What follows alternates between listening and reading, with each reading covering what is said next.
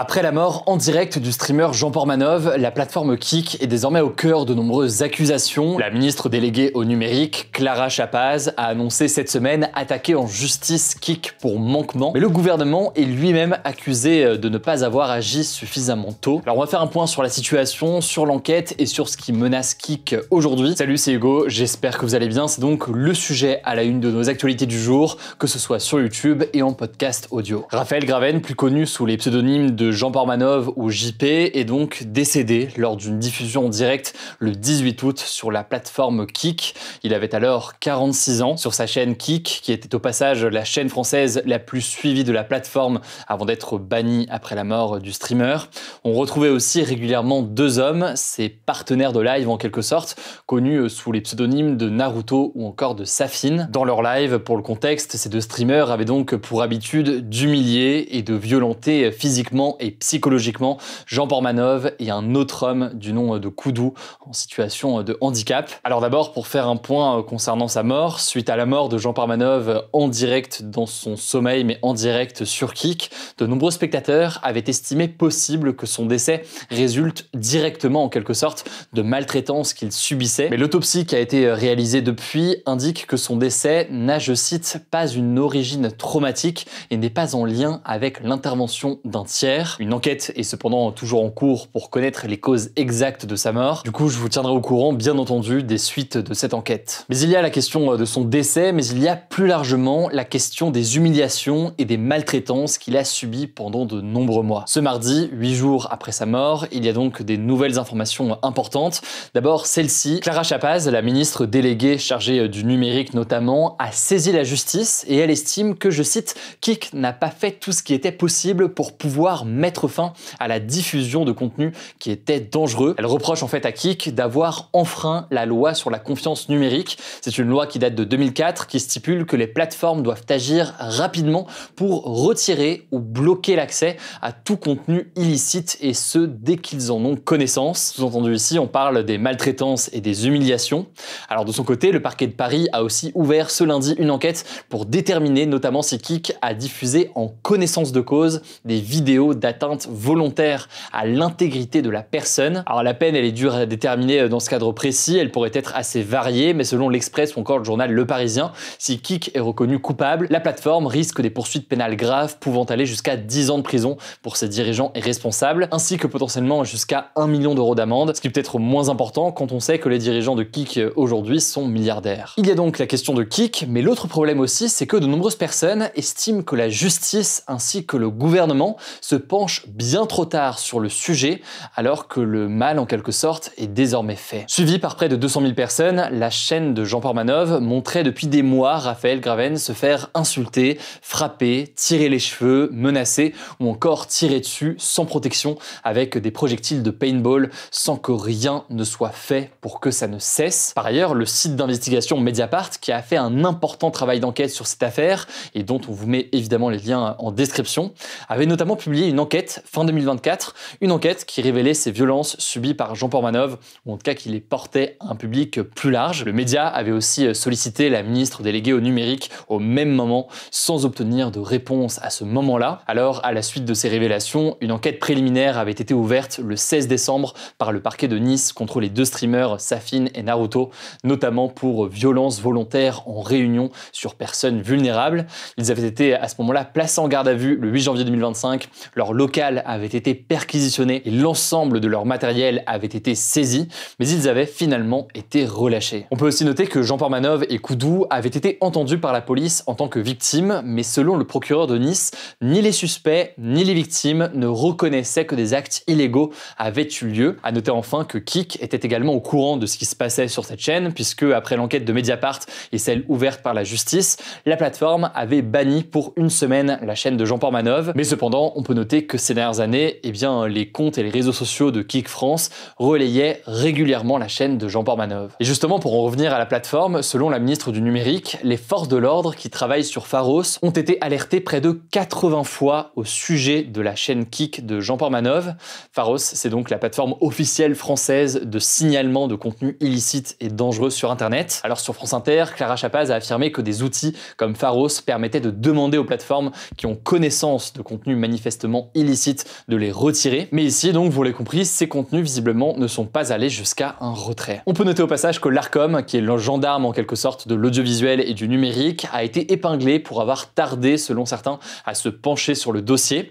Mais selon son président, Martin Hajdari, l'Arcom, qui avait déjà été saisi avant la mort de Jean Portmanov, n'aurait rien pu faire pour empêcher la diffusion de la chaîne. Il explique notamment que la plateforme Kik ne relève pas de la compétence directe de l'Arcom, puisqu'elle n'est pas installée en France, mais bien en Australie. Ça pose donc des questions plus larges sur l'organisation et sur la régulation de ces plateformes. À noter enfin que selon Mediapart, la police serait passée au moins 5 fois dans le local où avaient lieu les lives le mois qui a précédé la mort de Jean Portmanov, mais pour le moment, ni la gendarmerie ni le parquet n'ont donné de détails vis-à-vis de ces interventions. En tout cas, après l'ouverture de ces enquêtes, Kik a affirmé ce mercredi qu'elle comptait coopérer pleinement avec les autorités dans le cadre de toute enquête en cours. À noter d'ailleurs que la plateforme a officiellement désigné un représentant légal pour l'Europe le 20 août, soit 2 jours après la mort de Jean Portmanov. Et c'est un élément assez important puisque ce représentant légal, qui se situe en ce moment à Malte, il était demandé par la France et l'Allemagne depuis de nombreux mois, mais Kik laissait traîner sa nomination. Et sa nomination, ça permet d'avoir une présence juridique officielle en Europe et ça pourrait faciliter le contact avec la justice notamment. Bref, il y a la question des humiliations, il y a aussi la question des responsabilités de chacun sur le décès de Jean Portmanov, même si on a évoqué l'autopsie, mais plus largement sur les humiliations et sur les maltraitances subies.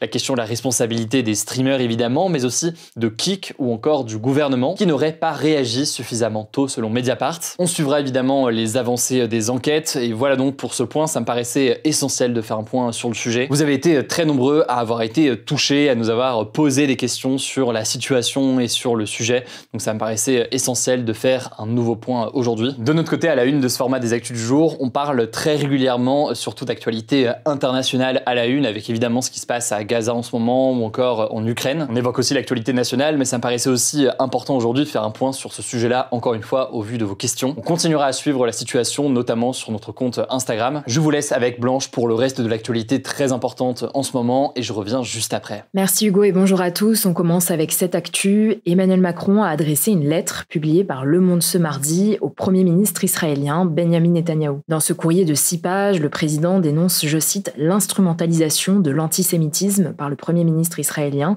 et l'appelle, je cite toujours, à sortir de la fuite en avant meurtrière et illégale d'une guerre permanente à Gaza. Cette lettre répond plus largement aux accusations formulées par Benjamin Netanyahou qui accusait Emmanuel Macron d'alimenter le feu antisémite en France en annonçant notamment la reconnaissance de l'État de Palestine. Si vous voulez lire la lettre dans son intégralité, je vous mets le lien de l'article du Monde en description. D'ailleurs, au sujet de Gaza, le président des États-Unis, Donald Trump, a organisé ce mercredi une réunion visant à établir un plan concret pour l'après-conflit dans le territoire palestinien dévasté par la guerre. Aucune précision n'a été donnée pour le moment sur ce plan, mais en février, Donald Trump avait déjà lancé l'idée d'une prise de contrôle de la bande de Gaza par les États-Unis pour la reconstruire et en faire la Riviera du Moyen-Orient. En parallèle, en Israël, des centaines de milliers de manifestants se sont rassemblés ce mardi dans tout le pays avec 2 objectifs. Le premier, c'est afficher leur soutien envers les otages israéliens détenus à Gaza et le deuxième, c'est de demander la fin de la guerre menée par Benjamin Netanyahou. Sur les 251 personnes enlevées lors de l'attaque meurtrière du Hamas le 7 octobre 2023, 49 sont encore retenues dans Gaza, dont au moins 27 ont été déclarés morts par l'armée israélienne. Deuxième actu, à quelques jours de la rentrée scolaire, la ministre de l'Éducation nationale, Elisabeth Borne, a annoncé une série de changements pour l'année à venir. Le premier changement, c'est un nouveau programme d'éducation à la vie affective et relationnelle et à la sexualité qui va entrer en vigueur dès ce lundi 1er septembre. Concrètement, 3 séances annuelles seront obligatoires de la maternelle au lycée, adaptées à chaque âge bien sûr, aussi bien pour les établissements publics que privés. Il faut savoir que ces séances, elles sont déjà prévues par la loi depuis 2001, mais elles étaient jusqu'ici peu appliquées dans les faits. Au collège, on peut noter aussi 2 gros changements. D'abord sur la notation du brevet qui change. Désormais, le contrôle continu comptera pour 40% de la note finale et les épreuves finales compteront pour 60%. Jusqu'ici, c'était 50-50. Le but étant de relever le niveau d'exigence de l'examen. Et sinon, dès la rentrée, tous les collégiens devront également laisser leur portable rangé dans des casiers, mallettes ou pochettes pendant les cours. Les modalités de cette règle devront cependant être fixées par chaque chef d'établissement. À noter qu'une loi interdit déjà depuis 2018 l'utilisation des téléphones au collège, mais elle peine à être respectée. Autre changement au lycée cette fois-ci, une nouvelle épreuve anticipée de maths arrive dès la première, sur le même modèle que ce qui existe déjà pour le français. La première session est prévue en juin 2026, donc pour le bac 2027. À noter que ceux qui gardent la spécialité maths en terminale auront une deuxième épreuve l'année suivante. suivante. Et toujours concernant le bac, les élèves ayant moins de 9,5 sur 20 au bac après les rattrapages ne pourront plus bénéficier de points de jury qui leur permettaient jusqu'ici d'obtenir leur diplôme. Bref, cette conférence de presse d'Elisabeth Borne était assez longue, j'ai pas pu évoquer tous les changements ici, mais si jamais ça vous intéresse, je vous mets le lien vers le post Instagram d'Elan qui résume toutes ces annonces. Troisième actu, je voulais vous mettre à jour sur la situation de l'ex-président du Brésil, Jair Bolsonaro, qui a finalement été placé sous surveillance policière à temps plein. Le juge de la Cour suprême, Alexandre de Moraes, chargé du procès de Jair Bolsonaro pour tentative présumée de coup d'État, a justifié cette décision en invoquant un risque de fuite de l'ex-président brésilien vers l'étranger. Concrètement, cette décision, elle implique un déploiement d'équipes policières à l'adresse où Bolsonaro est déjà assigné sous surveillance électronique à Brasilia, en plus des restrictions qui sont déjà en place. La phase finale de son procès se tiendra du 2 au 12 septembre. Jair Bolsonaro est accusé d'avoir conspiré pour se maintenir au pouvoir de façon autoritaire après avoir perdu l'élection de 2022 face à son successeur de gauche, Lula. Il encourt jusqu'à 40 ans de prison, on suivra ça. Quatrième actu, à Tokyo, la capitale du Japon, un record de chaleur a été battu avec plus de 35 degrés enregistrés pour le 10e jour consécutif. C'est du jamais vu depuis le début des relevés en 1875, selon l'agence météorologique japonaise. Il faut savoir que depuis des semaines, le Japon fait face à de nombreux épisodes météorologiques assez inhabituels. Le 5 août, le pays a par exemple enregistré sa température la plus élevée, 41,8 degrés, dans la ville d'Isesaki, dans la même région que Tokyo. Par ailleurs, des pluies records se sont abattues ce mardi sur la ville de Toyotomi, au nord du Japon.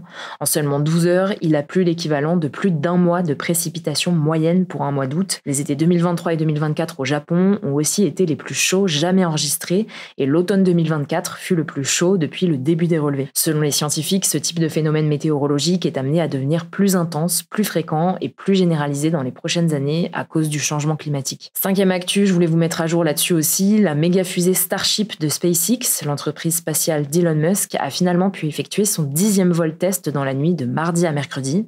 La NASA, donc l'agence spatiale américaine, a annoncé, je cite, un grand jour, tandis qu'Elon Musk a souligné un excellent travail de l'équipe de SpaceX. Après plusieurs explosions ces derniers mois et une annulation encore ce lundi, la fusée Starship, qui est la plus grande jamais construite, a décollé depuis le Texas, dans le sud des États-Unis, sans aucun souci technique. L'immense vaisseau a réussi à rejoindre l'espace et a déployé avec succès les simulateurs de satellites qu'il transportait. C'est une première. Il a ensuite réussi à rentrer dans l'atmosphère terrestre sans exploser et s'est posé comme prévu dans l'océan Indien. Si vous n'aviez pas suivi, cette fusée doit accompagner le projet de voyage d'Elon Musk vers Mars et la Lune, avec des premiers lancements prévus dès 2026. De son côté, la NASA compte aussi sur une version modifiée de cette fusée pour son programme Artemis, qui prévoit le retour des Américains sur la Lune. Et enfin, dernière actu, et c'est plutôt une bonne nouvelle, l'Union européenne a validé ce mardi la commercialisation d'un traitement préventif prometteur contre le VIH, le virus responsable du sida. Alors ce traitement, c'est le Yeytuo, aussi appelé Yes2Go aux États-Unis. Il a été conçu par le laboratoire américain Gilead et il pourrait transformer la lutte contre le VIH dans les prochaines années grâce à un mode d'administration simplifié. Concrètement, avec ce traitement, seulement 2 injections par an sont nécessaires, alors que la plupart de ses concurrents nécessitent la prise quotidienne d'un comprimé. Et d'après les essais cliniques réalisés par Gilead, le traitement permettrait une réduction du risque de transmission du VIH de plus de 99,9% chez les adultes et les adolescents. Certains s'inquiètent cependant de son accessibilité et de son prix. En juin, le laboratoire avait déclaré à l'AFP que Yes2Go coûterait plus de 28 000 $,